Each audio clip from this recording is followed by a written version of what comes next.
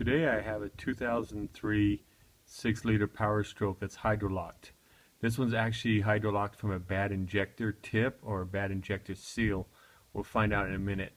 I'm not going to crank it and show you being hydrolocked because I don't want to be responsible for a broken piston if that's how it ends up.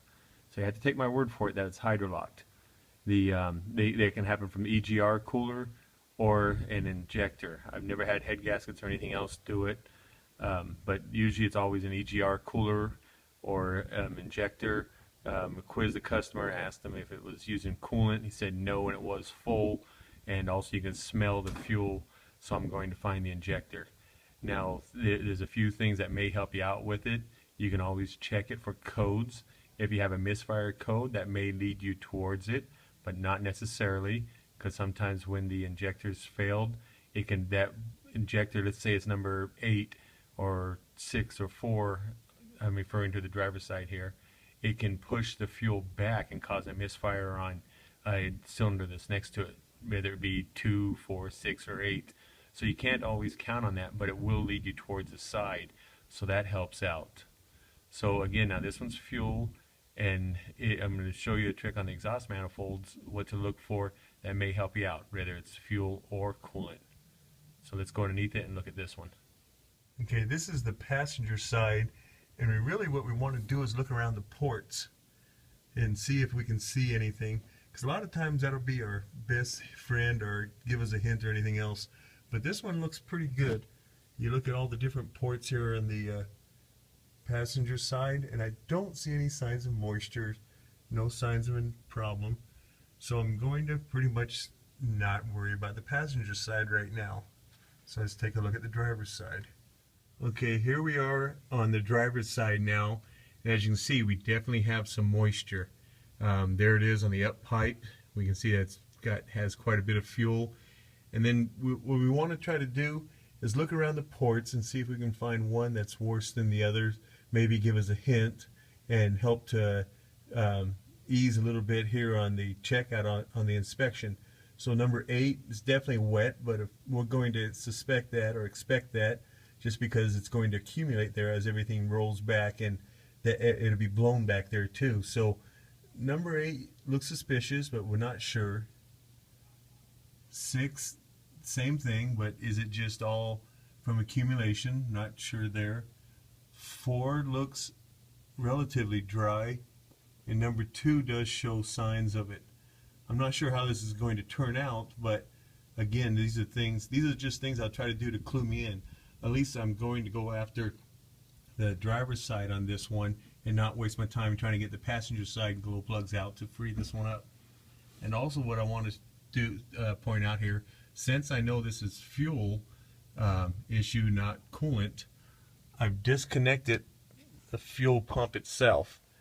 The fuel pump down here on the frame rail, I've unplugged it, so that way when I turn my key on to hook the scanner up or do anything else with it, I'm not going to be pumping more fuel into the cylinder, because your base fuel pump will pressurize all around the injectors, and if it has a broken tip or a bad seal or something, it'll keep on filling that cylinder up and just aggravate the whole problem we've got. So fuel pump being unplugged, now I can turn the key on, go with a scanner. Now I'm going to remove the glow plugs up here, and a couple things I want to point out. I took the degas bottle all the way out, especially on an older vehicle like this, and this one has exhaust leaks all over, which makes everything brittle, your wiring loom, your hoses and all that. This hose is very common to break. Normally I just take the degas bottle out up here, lay it over here to the side, and I can work all around the valve cover. But I don't want to replace this hose. One thing, it costs like 50 to 80 bucks. It's behind the charge air cooler, just gets more work. Can't really fairly bill a customer for it. So just takes a couple minutes, get yourself a bucket, drain a couple gallons of coolant out of it, and then you can just remove the whole degas bottle and not have to worry about breaking this hose, causing yourself more work and dipping into the profit there. So I'm going to go ahead and pull these glow plugs out, and then let's see which one we can see that's causing the problem. Then we will remove the valve cover and pull the injector and inspect, find out why it's doing this. Okay, first thing we're going to do is remove the ficum and then get to the glow plug harness. So I'll go ahead and pull this off. People's always asking me, this is a Milwaukee M12 1/4" drive ratchet.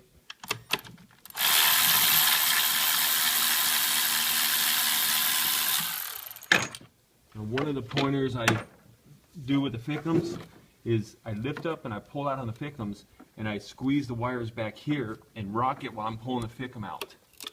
And this one actually has broken connections, so it came out a little too easy. But again, squeeze the connectors. So what I'm doing is I'm squeezing these connectors here at the top and bottom, and I'm pulling the Ficum away from it. That helps to get the Ficum out. So we have the Ficum out of the way. Let's go ahead and get the rest of the stuff off here. Because I'm going to be doing an injector for sure, pulling it off. So while I have the same size socket, I'm going to remove the other 10mm part.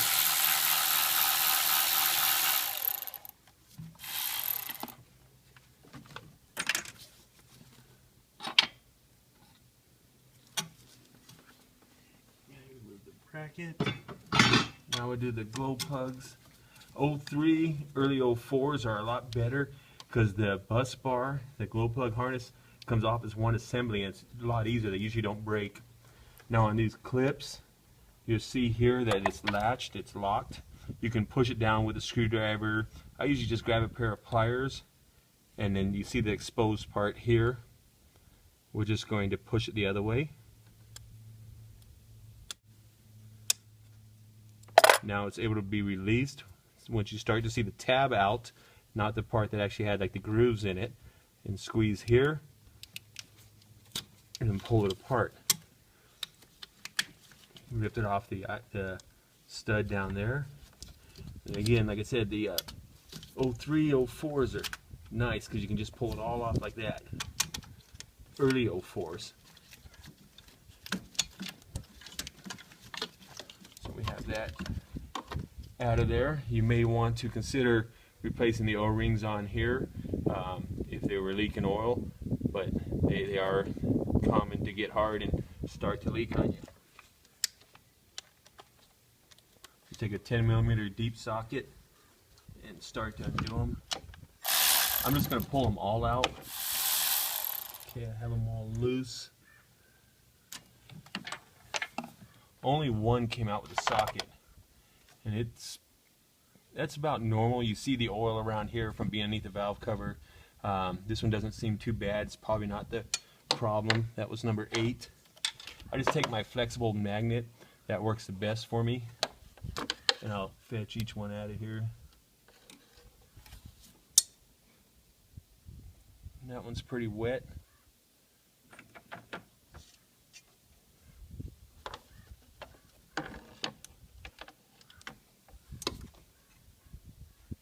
That one's actually not bad. And number 2. Pulling it out, and it's pretty dry. It's looking like number 6.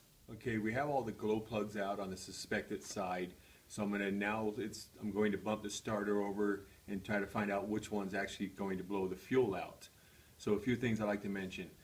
We're going to jump the starter from outside here. This wire just leads right down to the starter solenoid and then hangs over the starter. So we're going to disconnect it here. This one's an automatic, so it's in park, the keys off. I don't have any dangers of it starting. Of course, make sure your keys off and make sure it's out of gear if it's a manual. So I'm going to go ahead and disconnect the starter wire. And if you look down inside, there's a little tab inside of there. We're going to take that and touch it on the battery cable tip here, and I'm able to jump the starter. So I'll go ahead and touch it a couple times just to see what I'm talking about. Okay, then you can see how that works now, how we can engage the starter, and the motor should turn over freely now. Another thing I want to mention on this side over here is I don't want to, one of them is going to have fuel, and it's going to be blowing the fuel out of the glow plug hole. Again, we're just going to do little bursts, little stuff just to bump it over, and I've had them before to where it's gone 20 feet out of the car. So don't just go and start cranking it, and also make sure you have something that can make it so that oil or the coolant or fuel, whatever may be in the cylinder, not to get all over the place. So I'm going to go ahead and bump this one over and watch it.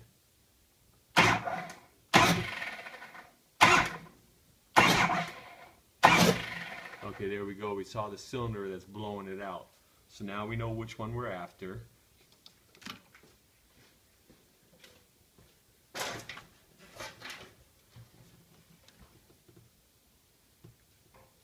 Okay, we're after number 6. I do the fender cover just to help to catch it, because it is going to make a mess. So I'm going to bump it a little more, get it out.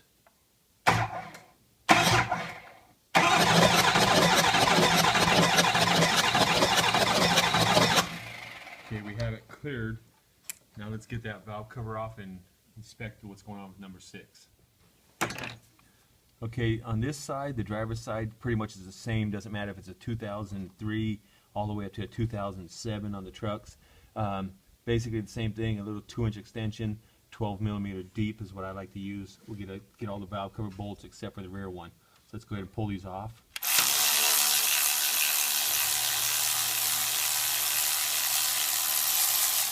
And one of the things I want to point out, make sure you have a regular bolt up here, not a stud. Up here, if it has the stud on there, the wire loom has a tendency to beat down here on a lot of the vehicles, and then it pierces your loom and causes a short. So make sure you just have a regular bolt here. The stud goes down here for the to catch the glow plug, and also then the other studs would be just to hold the bracket on different areas. But just make sure that this one doesn't have the stud on it, because that will cause problems.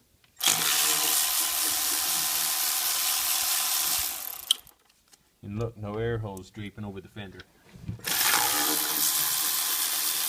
Now for the back one, I just used like a 10-12-inch extension with a 12mm swivel. 1/4-inch drive still.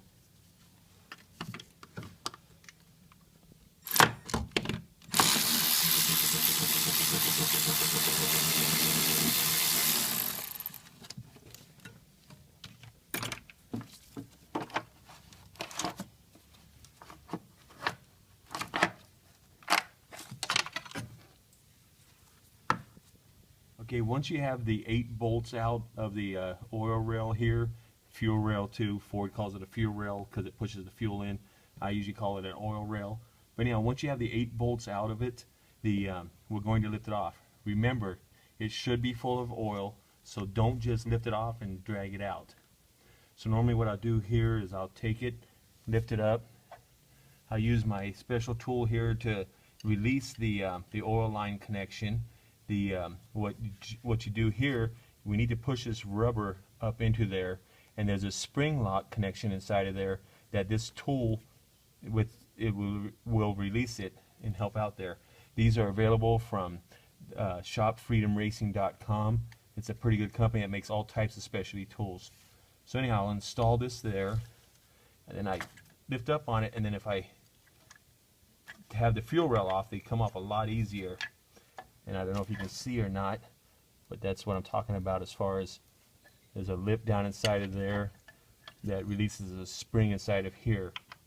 So one thing, you want to lift this up, let it drain for a second, otherwise you're going to get oil all over the ground and inside the car. So I just usually hold it up here for a few, let it drain inside the valve cover, and then flip it over. Then I can remove it without getting oil inside of the all over the car, or the fender, or the ground. So now we have that injector exposed. To get the injector loose, there's a couple options. One, you can pull the retaining ring. You can either pull it all the way out and not have to mess with it, or you can push it in. So if you push it in, just pull it out, pull the connector off. Or like I said, if you don't want to do that, then just take it while it's inside the vehicle and pull it out. And then you can just, if you have it off, then you can just lift it out. And what I like to do so I don't lose them is make sure I put them back inside the groove. Either way works, but some of them's got a pretty, the position of them's hard to get to, especially on the other side, so I'll pull them out. But either way works for you.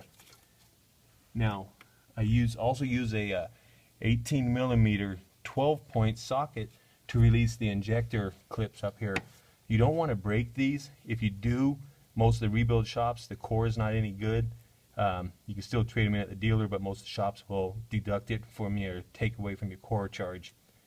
So anyhow, we'll take this and we're going to slide it over the tip, and I'll show you in a second what I did. But I'm going to put it on.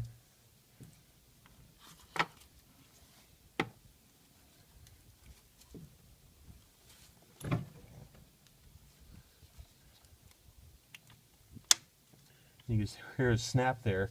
Now pull this down, and you can see they're all still pretty good. The clips aren't broke. Now what we did, these lips inside of there, they'll catch on the head and be expanded and push against the head. When we put the socket on, we're grabbing them, and the socket, as it forces over it, it's squeezing them in, so no longer is it latched onto the head, because the socket pushed down on them, squeezed them together, and then we're able to pull it out. Again, 18 12-point. You can use this if you're in a bind.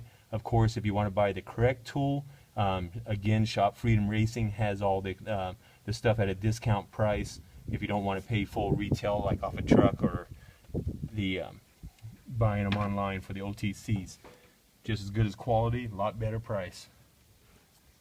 Now I'm going to move the injector and find out what's going on there, because that is a new injector. It takes a Torx 40 on the 0304. I have a Torx 40 here that's actually a long reach. They come longer, but I cut it down so it fits in the just about perfect right length.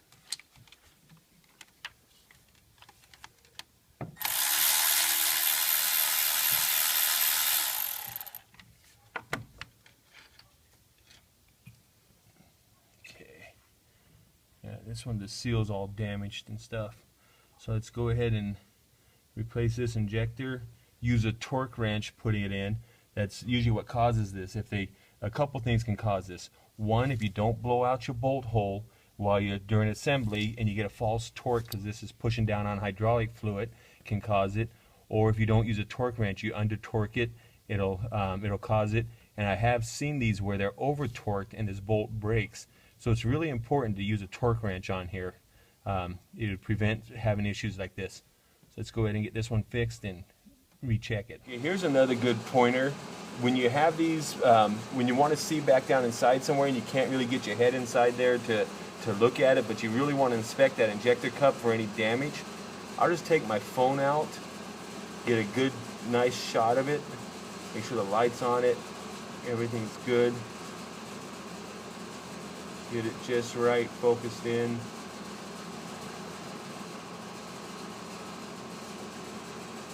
And take a picture. Then I can take it out here, view my picture, blow it up, and I can look inside there and see, verify that I don't have any fragments or any pieces left inside of there. So that's a good pointer, a way to view inside and see what's going on. Okay, the one thing I want to strongly suggest is when you're doing the injectors, make sure you use a torque wrench. Torque them down 26, 28 foot-pounds, and that should prevent you from having any problems. So I'll just go ahead and put this one back together, the exact opposite of the way it came apart, and it should all be good.